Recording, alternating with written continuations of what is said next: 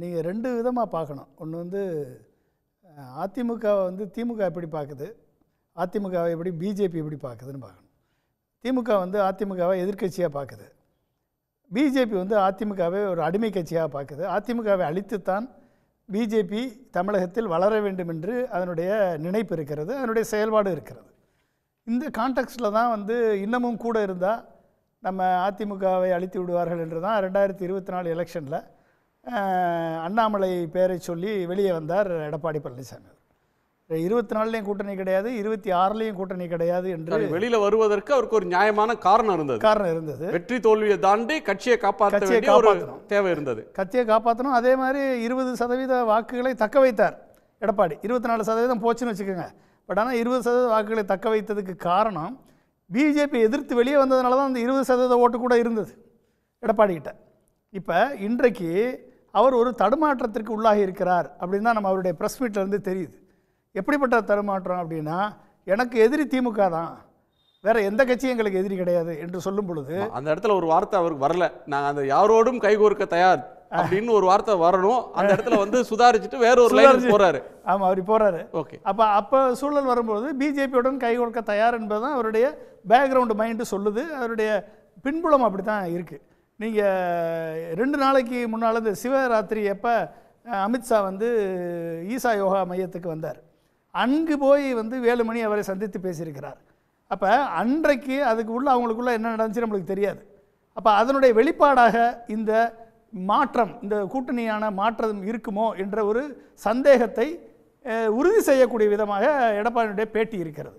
எங்களுக்கு எதிரி திமுக தான், நாங்கள் பிஜேபியோட கூட கூட்டணி சேர்வதற்கு நாங்கள் தயாராக இருக்கிறோம் என்று அவர் சொல்லுவதிலிருந்து அவர் வந்து தனது நிலைப்பாட்டிலிருந்து 24லேயும் கிடையாது 26லேயும் கிடையாது என்று சொன்ன நிலைப்பாட்டிலிருந்து இன்றைக்கு மாறி பிஜேபியுடன் கூட்டணி வைக்க வேண்டும் என்று வேலுமணி, தங்கமணி போன்ற 2ஆம் கட்ட அமைச்சர்கள் என்ன நினைக்கிறார்களோ அந்த எண்ணத்திற்கு ஆதரவு கொடுக்கக்கூடிய நிலையில் எடப்பாடி பழனிசாமி இன்றைக்கு தள்ளப்பட்டிருக்கிறார் என்று தான் நான் பார்க்குறேன். ஒன்று.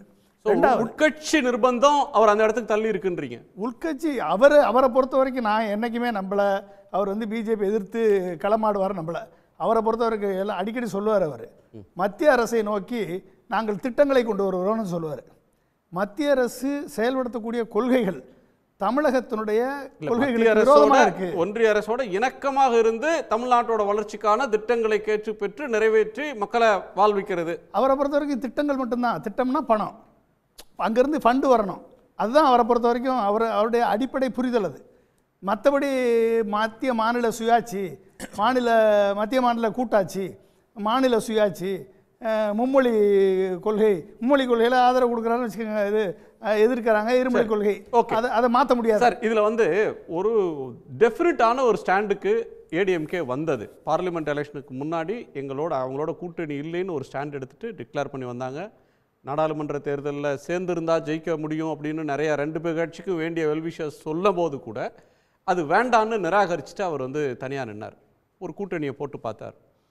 பாமக கடைசி நேரத்தில் இங்கேயும் அங்கேயும் பேசினாங்க, பிஜேபி பக்கம் போயிட்டாங்க. அதற்கு பிறகு அவர் வந்து தடுமாற்றம் இல்லை. அதற்கு பிறகு இந்த 6 மாதமாக வந்து பிஜேபி எதிர்ப்பு நிலையில் தான் இருந்தார். இப்போ திடீரென்று அதுலேருந்து ஒரு சின்ன பின்வாங்குறாரா அப்படின்னு நமக்கு ஒரு சந்தேகம் வர்ற ஒரு இடம் இன்னைக்கு வந்திருக்கு. இதுக்கு காரணம் என்னென்னா, ஒன்று வந்து 2 விஷயத்த சொல்லலாம். ஒன்று வந்து நீங்கள் விஜய் கூட இருந்த பிரசாந்த் கிஷோர் அனௌன்ஸ் பண்ணியிருக்காரு, இந்த மாதிரி விஜய் தனித்து போட்டிட்டால் தான் ஜெயிக்க முடியும், ஏடிஎம்கேவோட சேரலைன்ட்டார், அவ்வளோதான். ஆமாம், சேரலைன்னு சொல்லிட்டாரு. அப்போ அது வந்து அவர்கள் வந்து கனவு கண்டு கொண்டிருந்தார்கள். அதாவது அதிமுக விஜயும் சேர்ந்து ஒரு கூட்டணி அமைச்சு நம்ம வந்து ஆட்சி எப்படி தரலான்ற கனவு, அது கனவு நொறுங்கி போச்சு. ஒன்று. 2வது, அமித்ஷாவினுடைய உத்தரவு கட்டளை, அதாவது என்டிஏ ஆட்சி, அதாவது 2026 தமிழகத்தில் என்டிஏனுடைய கூட்டணி ஆட்சி நடக்கும் என்று அமித்ஷா பேசியிருக்கார். அப்போ என்ன அர்த்தம்? என்டிஏனுடைய கூட்டணி ஆட்சினா அதிமுக அதுக்கு கட்டுப்படணும், இதை ஒழுங்காக நீ வந்து எடப்பாடிட்ட சொல்லி கூட்டணி வந்து சேருங்கன்னு சொல்லி இன்ஸ்ட்ரக்ஷன் கொடுத்துருக்கலாம். அந்த இன்ஸ்ட்ரக்ஷன் படி இன்றைக்கு போக வேண்டிய கட்டாயத்திற்கு தள்ளப்பட்டிருக்கிறார். அதை உடனே சொல்ல முடியாது. அதனால் வந்து அதை கூட்டணி இதெல்லாம் அப்புறம் பேசிக்கலாம், 6 மாதம் இருக்குது அப்புறம் பார்த்துக்கலாம் அப்படின்ற மாதிரி அவர் கொஞ்சம் அப்படியே போகிறார் வழிய. இப்போ அவருக்கு வந்து விஜயினுடைய ஆப்ஷன் க்ளோஸ் ஆயிடுச்சு. இப்போ தேமுதிக வந்து நம்ம அவங்க சொல்கிறாங்க, நாங்கள் கையெழுத்து போட்டிருக்கோம் ராஜ்யசபா சீட்டுக்கு, 2024 எலெக்ஷனில் கையெழுத்து போட்டிருக்கோன்னு அவங்க சொல்கிறாங்க. இவர் யார் சொன்னதுன்னு கேட்குறாரு அவர். அப்போ தேமுதிகவையும் கலட்டி விட அவர் முடிவெடுத்து விட்டார். தேமுதிக விஜய் கட்சி பக்கம் போகிறதுக்கான ஒரு வாய்ப்பு இருக்கிறது. அவங்க என்டிஏக்கு அவங்க எந்த பக்கம் வேணா போகலாம், எங்கே வேணாலும் போகலாம். வாய்ப்பு அவங்களுக்கு எத்தனை போகலாம், திமுகவோட போகலாம், விஜயோட போகலாம், இல்லை தனியாக விஜயகாந்த் சிம்பத்தி இருக்குன்னு தமிழ்நாடு முழுக்க தனித்தும் போட்டிடலாம். அது அவங்களோட சாய்ஸ். அவங்க பாயிண்ட் ஒன்று வந்து கொடுத்த கமிட்மெண்ட்.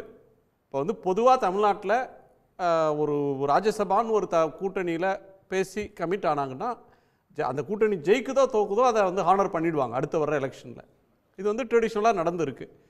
இப்போ அதில் ஒரு முறை பாமகவுக்கு ஒரு சிக்கல் இருந்தது. அதற்கு பிறகு இப்போ வந்து அவர் ஓப்பனாக இல்லைன்னு சொல்கிறாரு. நீங்கள் கையெழுத்து போட்டிங்களான்னு கேட்குறாரு. கையெழுத்து இல்லைன்னு சொல்கிறாரு அவர். எடப்பாடிகிட்ட போய் நீங்கள் வந்து பிளாக் அண்ட் ஒயிட்டில் கையெழுத்து போட்டு வாங்கினா தான் ஏதாவது சரி கவுண்டர் பண்ண முடியும். வாயில் சொல்கிறதெல்லாம் எடப்பாடி மதிப்பார் அப்படின்றதுக்கெல்லாம் வரலாறே கிடையாது. நீங்கள் எடப்பாடி வந்து அந்தளவுக்கு அவருடைய கிறிஸ்டி எடுத்து பார்த்தீங்கன்னா அப்படி சொல்ல முடியாது சார். தமிழ்நாட்டோட தலைவர்கள், பொதுவாக அரசியல் கட்சி தலைவர்கள், கூட்டணிக்கு தலைமை தாங்கிற தலைவர்கள் ஒரு தொகுதி உடன்படிக்கை அப்படின்னு போடுறப்ப ராஜ்யசபா உங்களுக்கு தர்றோம் அப்படின்னா இந்த ஆண்டு நடக்கிற தேர்தலில் உங்களுக்கு இடம் இந்த கட்சிக்கு பகிர்ந்தளிக்கப்படும்னு கையெழுத்து போட்டாங்கன்னா அதை ஆனர் பண்ணி தான் இருக்காங்க. இல்லைன்னு சொல்லிட்டாங்களே அந்த அம்மா சொல்கிறாங்க. இவருக்கு கையெழுத்தே போடலைன்னு சொல்கிறாரு. அவர் கையெழுத்தே போடலை. அதெல்லாம் யார் சொன்னது? கண்டவங்க சொல்கிறதெல்லாம் நான் கேட்க முடியுமான்னு சொல்கிறாரு. அப்போ பிரேமலதாவை கண்டவங்கன்னு சொல்லிட்டார்ல அவர். அப்போ என்னது தூக்கி எறிஞ்சிட்டாருன்னு தானே அர்த்தம். அப்போ பிரேமலதாவுக்கு ஏடிஎம்கேயோட போகிறதுக்கான வாய்ப்பு இல்லை. அப்போ அந்த கேட்டு க்ளோஸ்ட். இப்போ இவருக்கு இருக்கக்கூடிய ஒரே கேட்டு பிஜேபியோட போக வேண்டிய கட்டாயத்தில் வந்து நிற்கிறார். அப்போ பிஜேபி இதனுடைய தலைவர் அண்ணாமலை என்ன சொன்னார்? அதிமுகவை நான் வந்து பிடுங்கி தினகரன்ட்ட கொடுப்பேன்னு சொல்லி சூளுரைத்தாரா இல்லையா? அப்போ அதிமுகவை தினகரனிடத்தினை ஒப்படைப்பதற்கான முதல் கையெழுத்தை வந்து போட்டு இவங்க வந்து பிஜேபி கூட்டணியோட சேருவாங்களா? இந்த கேள்விக்கு எடப்பாடிட்ட பதில் இருக்கா? அப்போ அண்ணாமலை சொன்னதுபடி இப்போ இந்த கட்சியை கொண்டு போய் பிஜேபி கூட்டணியில் சேர்த்து அது வந்து மக்கள் ஏற்றுக்கொள்ள மாட்டார்கள். நீங்கள் நல்லா தெரிஞ்சுங்க. விக்கிரவாண்டி வன்னியர் பகுதி இருக்கக்கூடிய ஏரியா, ஈரோடு கிழக்கு கொங்கு பகுதி, இந்த 2 பகுதியிலையும் தான் செல்வாக்கு ஏடிஎம்கேக்கு. இந்த 2 பகுதியிலையும் நடந்த இடைத்தேர்தலில் ஏடிஎம்கே கலந்துக்கல. ஏடிஎம்கே வித்ரா பண்ணிருச்சு. இடைத்தேர்தலில் விலகி நிற்கிறதுக்கு சில காரணங்கள் இருக்கும். எனர்ஜியை வேஸ்ட் பண்ணுன்ற எண்ணம் கூட வந்திருக்கலாம். இல்லை, நீங்கள் காரணங்கள் வச்சுக்கோங்க.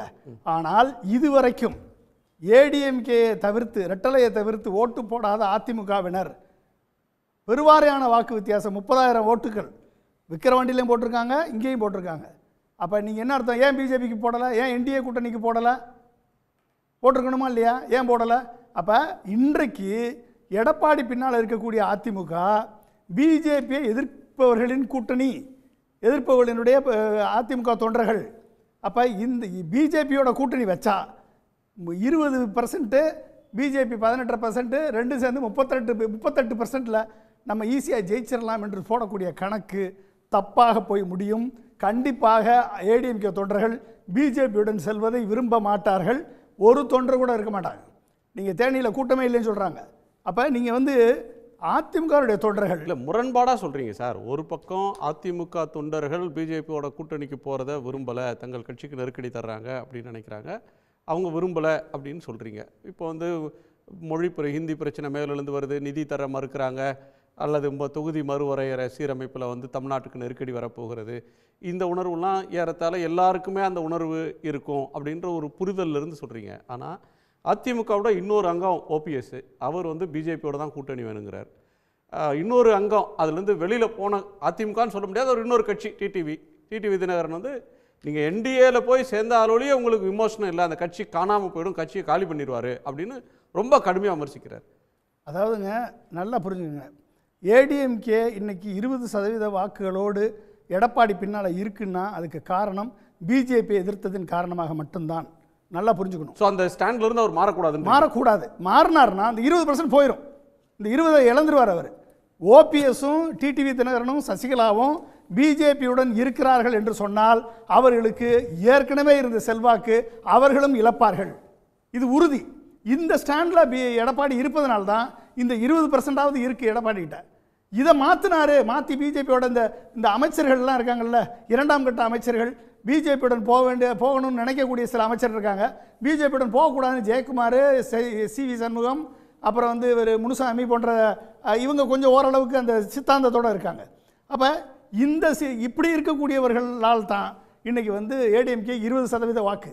அந்த 20ஐயும் காலியாகி இந்த நீங்க ஏற்கனவே கட்சியில 2 தரப்பட்டவங்களும் இருப்பாங்க சார். இப்போ வந்து இப்போ சிவி சண்முகம், கேபி முனுசாமி, அன்வர் ராஜா, ஜெயக்குமார் இப்படியானவர்கள் ஒரு மனப்போக்கில் வளர்ந்துருக்கலாம். மந்திரிகளாக இருந்தவங்க அவங்களுடைய மனப்போக்கு அப்படின்றது அவங்களுடைய அணுகுமுறையும் வேற ஒன்றாக இருக்கலாம். பட் கட்சி தலைமை தான், கட்சிக்கு தலைமை தாங்கக்கூடியவங்க தான் இதனுடைய நிறை குறைகளை சீர்தூக்கி பார்த்து கட்சியோட எதிர்காலம் என்ன, நிலவக்கூடிய அரசியல் சூழல் என்ன, இது எல்லாத்தையும் பண்ணி முடிவெடுக்கிறது கட்சி தலைமை தான். ஸோ அந்த தலைமைக்கு இன்னைக்கு வந்து தடுமாற்றம் வர ஆரம்பிச்சிருச்சு அப்படின்னு புரிஞ்சுக்கிறதா, இல்லை முடிவே எடுத்துட்டாரு அப்படின்னு முனவர் பாஷா சொல்றாரு அப்படி எடுத்துக்கிறதா? இல்லை, அதாவது தடுமாற்றத்தின் விளைவாக அந்த முடிவு எடுக்கப்படும். தடுமாற்றம் இன்னைக்கு வந்துருச்சு. இந்த தடுமாற்றம் முடிவை நோக்கி நகர்த்தும். உடனுக்குடன் செய்திகளை தெரிந்து கொள்ள சன் நியூஸ் பெல் ஐகானை கிளிக் பண்ணுங்க.